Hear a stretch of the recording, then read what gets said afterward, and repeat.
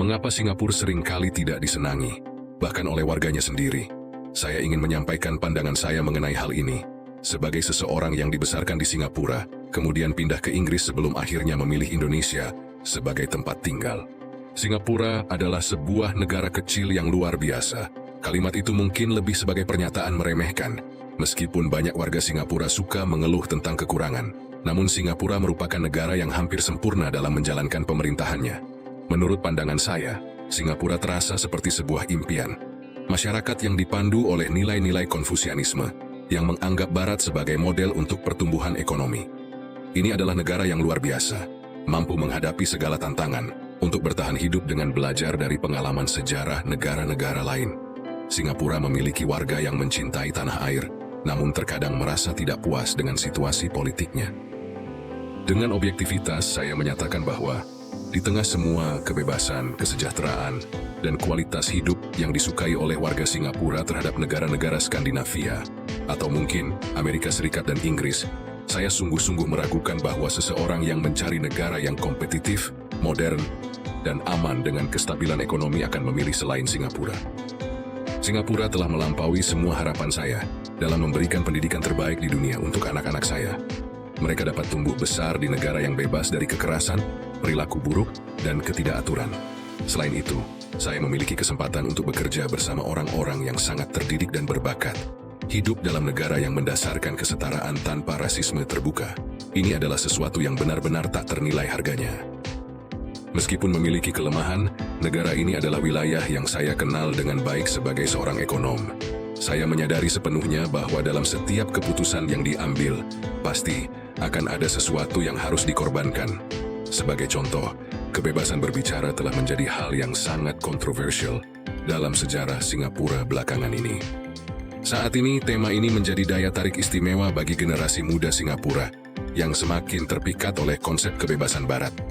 Namun sayangnya mereka belum benar-benar tinggal cukup lama di negara-negara tersebut untuk sepenuhnya memahami makna sejati dari kebebasan tersebut. Tanpa keraguan, Singapura adalah negara multiras, dan untuk menjaga keragaman ini diperlukan pengorbanan besar.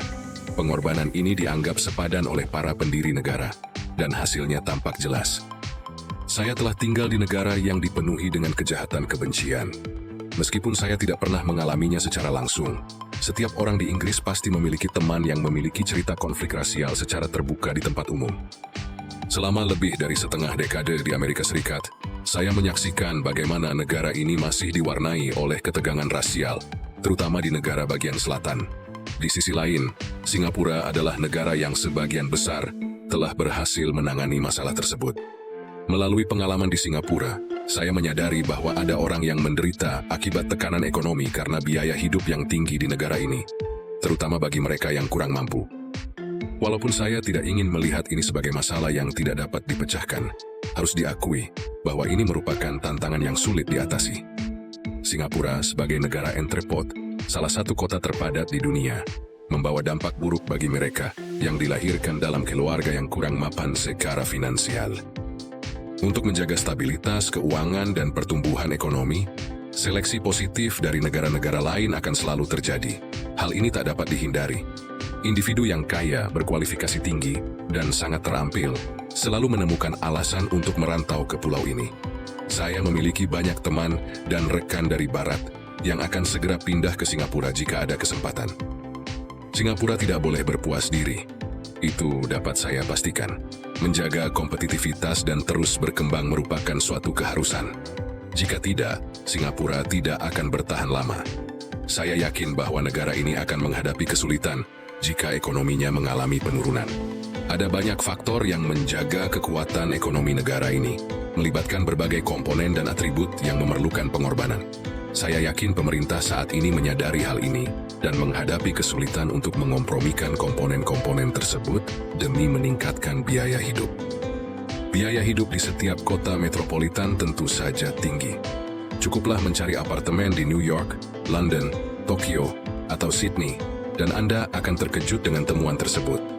Keberuntungan yang dimiliki Singapura adalah bahwa, kecuali Tokyo dan mungkin Sydney, sebagian besar ibu kota di dunia dipenuhi polusi, berisiko, dan terkena tingkat kejahatan yang tinggi.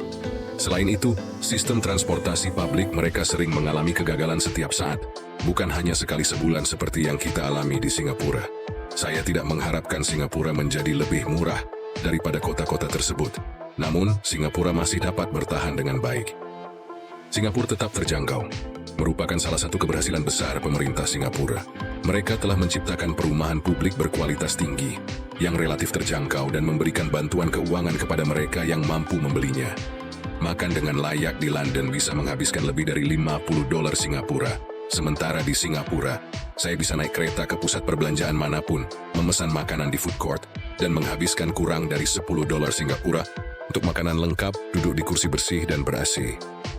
Singapura memiliki banyak untuk ditawarkan, dan saya dapat membayangkan seberapa sulitnya menjadi di posisi pemerintah, karena tampaknya masyarakat tidak pernah puas dengan apa yang dimilikinya. Itu adalah pekerjaan yang sangat sulit. Hal yang sangat terkait dengan gagasan kualitas hidup orang Singapura adalah kepemilikan mobil. Ya, mobil sangat mahal di Singapura. Mungkin lebih mahal daripada di negara lain.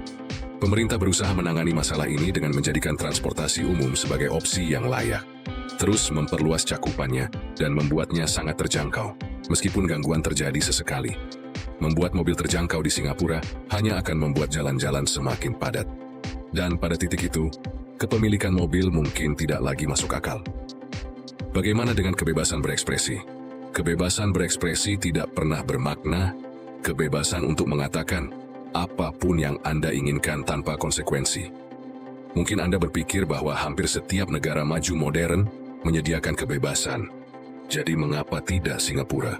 Tidak ada negara di mana Anda dapat mengatakan sesuatu untuk memicu kekerasan, kekacauan, atau bahkan tindakan terorisme tanpa dijerat hukum. Amerika Serikat adalah situasi yang sangat unik di mana hampir semua orang dapat mengatakan apapun tanpa takut diadili. Tetapi, itu tidak berarti Anda bisa mencemarkan nama seseorang tanpa dituntut. Pertanyaannya adalah, apakah hak untuk dilindungi dari kerugian emosional lebih baik daripada hak untuk mengungkapkan ide bebas?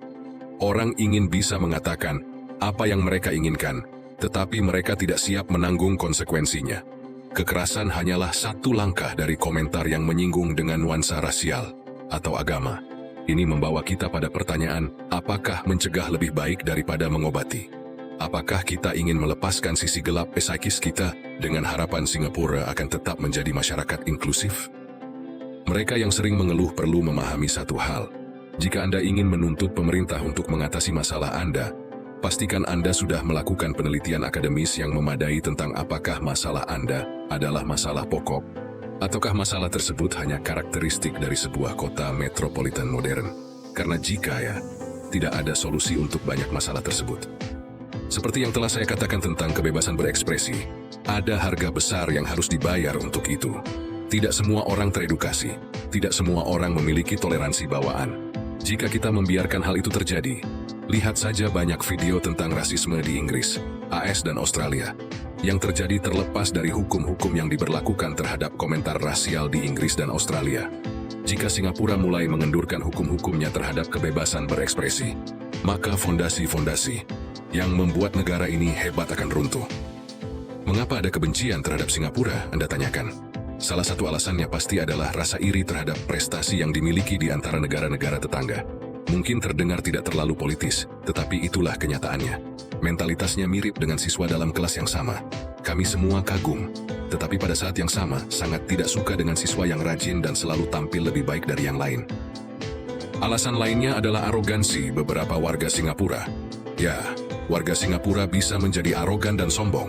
Beberapa di antara kita merendahkan orang dengan aksen Malaysia, orang Tionghoa yang berbicara dengan aksen Cina, orang yang tidak bisa berbicara bahasa Inggris dan sebagainya. Sebagian dari kita merasa lebih unggul hanya karena bisa berbicara dalam bahasa Inggris.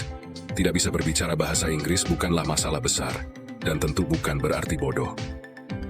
Warga Singapura suka membandingkan.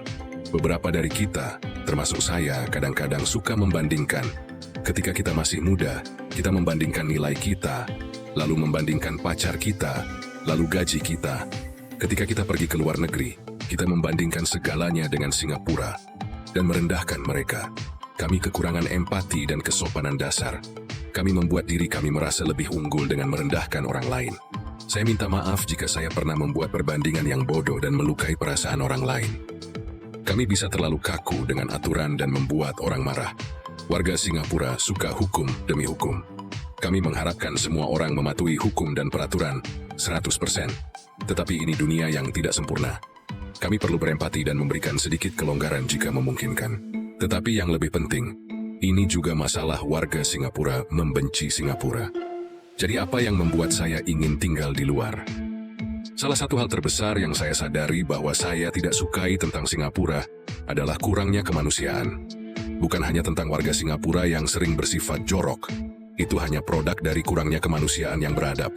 Apa yang saya maksudkan adalah orang-orang di Singapura pada umumnya memiliki mentalitas aku dulu dan kurang empati. Dan ini membawa saya ke hal pertama yang saya tidak suka tentang Singapura. Semua orang bersikap baik satu sama lain di sini di Indonesia. Ketika saya pertama kali pindah ke sini, saya kaget mengetahui bahwa semua orang menyapa satu sama lain. Itu adalah awal standar dari setiap interaksi, bahkan pembelian sederhana di toko kelontong. Awalnya, saya benar-benar membeku dan menatap orang itu. Karena sebagai warga Singapura, ini adalah interaksi yang sangat tidak biasa. Butuh waktu bagi saya untuk terbiasa, tetapi sekarang saya akan mengatakan bahwa itu adalah salah satu hal yang akan saya benci jika saya kembali ke Singapura. Kami telah diindoktrinasi untuk hanya peduli tentang diri sendiri dan urusan sendiri. Ini adalah produk sampingan dari perlombaan tikus sistemik dan mentalitas Tionghoa yang telah kita pelajari sejak kecil. Dan jangan salah paham, itulah dua faktor utama yang akan saya atributkan pada keberhasilan Singapura. Tetapi saya pribadi merasa bahwa efek samping negatifnya adalah kurangnya empati secara umum. Singapura memiliki budaya yang merugikan, yang mengizinkan diskriminasi secara tidak langsung. Inilah mengapa pemilik rumah sewa bisa menyatakan tidak untuk orang India, tidak untuk PRC, dalam iklan mereka tanpa rasa takut di Singapura. Sementara diskriminasi yang sangat tidak masuk akal, seperti itu akan menjerat mereka pada tuntutan di negara-negara barat. Hal lain yang saya benci adalah mentalitas kiasu, satu terminologi yang berarti takut kalah. Dan salah satu cara hal itu muncul adalah dalam kebiasaan mengemudi. Ketika saya mengemudi di Australia, saya kembali kaget mengetahui bahwa orang memberi jalan dan sopan sebagai pengemudi. Sebagian besar mematuhi batas kecepatan dan umumnya tidak mengemudi seperti orang gila dan sombong. Kembali mengemudi di Singapura adalah sesuatu yang tidak akan saya antisipasi. Ritme hidup yang sibuk di Singapura adalah salah satu hal yang paling saya tidak suka dibandingkan Indonesia. Meski terdengar klise, ini adalah pertarungan belatung dari sebuah perlombaan tikus di Singapura. Di Singapura, jika Anda tidur, Anda kalah. Lagi pula saya mengakui bahwa ini adalah produk dari sistem, kurangnya sumber daya alam kami, dan kebutuhan untuk bersaing secara tinggi untuk bertahan hidup, dan tidak memiliki kemewahan jaringan pengaman sosial. Maka saya merasa warga Singapura perlu santai dan mundur sejenak sesekali. Itu adalah sesuatu yang benar-benar akan saya rindukan jika saya tinggal di Singapura lagi. Saya merasa bahwa satu hal yang seharusnya dilakukan semua warga Singapura adalah menghabiskan waktu untuk tinggal di luar negeri dan keluar dari tempurung. Saya hanya menyadari hal ini ketika saya pindah, dan saya merasa bahwa kita semua dapat membuat Singapura menjadi tempat yang lebih baik dengan pengalaman ini. Pada tahap ini dalam hidup saya, inilah masalah-masalah yang saya lihat di Singapura, dan semoga dalam beberapa tahun ke depan, hal-hal ini akan membaik. Pada akhirnya saya tahu bahwa saya akan kembali ke Singapura. Kapan saya tidak tahu. Tapi harapannya saya akan dapat membawa sedikit keberanian dari luar negeri ketika saya kembali. Dan dengan demikian menciptakan Singapura yang lebih berani daripada Singapura sebelumnya yang berani membuktikan kepada orang lain bahwa kita tidak hanya akan bertahan tetapi juga berkembang meskipun ada segala rintangan.